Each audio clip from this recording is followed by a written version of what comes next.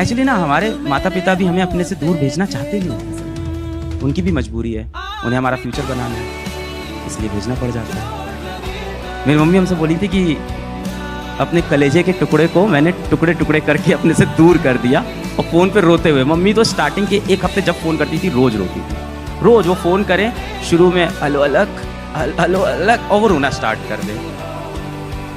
पापा नहीं रोते, या शायद पापा का रोना दिख नहीं पाता है, ये भी हो सकता है। कहा जाता है ना कि बाप बिना आवाज़ के बिना आंसू के रोता है, उसका आंसू दिख ही नहीं पाता है।